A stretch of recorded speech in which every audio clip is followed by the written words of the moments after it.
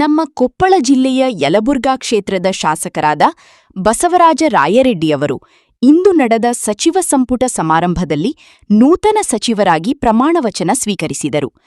ಒಟ್ಟು 6 ಬಾರಿ ಶಾಸಕರಾಗಿದ್ದ ಬಸವರಾಜ ರಾಯರೆಡ್ಡಿಯವರು ಇಂದು ಡಿಕೆ ಶಿವಕುಮಾರ್ ಅವರ ನೂತನ ಸಚಿವ ಸಂಪುಟದಲ್ಲಿ ಸಚಿವರಾಗಿ ಆಯ್ಕೆಯಾಗಿದ್ದಕ್ಕೆ ಕೊಪ್ಪಳ ಜಿಲ್ಲೆಯ ಜನತೆಗೆ ತುಂಬಾ ಸಂತೋಷ ಉಂಟುಮಾಡಿದೆ ಎಂದರೆ ತಪ್ಪಾಗಲಿಕ್ಕಿಲ್ಲ.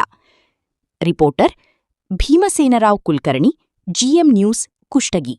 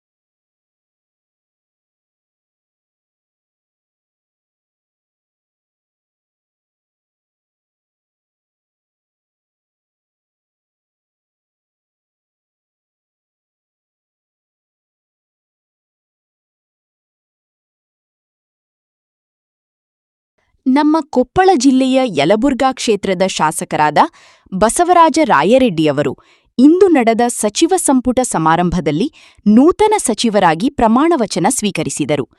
ಒಟ್ಟು 6 ಬಾರಿ ಶಾಸಕರಾಗಿದ್ದ ಬಸವರಾಜ ರಾಯರೆಡ್ಡಿಯವರು ಇಂದು ಡಿಕೆ ಶಿವಕುಮಾರ್ ಅವರ ನೂತನ ಸಚಿವ ಸಂಪುಟದಲ್ಲಿ ಸಚಿವರಾಗಿ ಆಯ್ಕೆಯಾಗಿದ್ದಕ್ಕೆ ಕೊಪ್ಪಳ ಜಿಲ್ಲೆಯ ಜನತೆಗೆ ತುಂಬಾ ಸಂತೋಷ ಉಂಟುಮಾಡಿದೆ ಎಂದರೆ ತಪ್ಪಾಗಲಿಕ್ಕಿಲ್ಲ.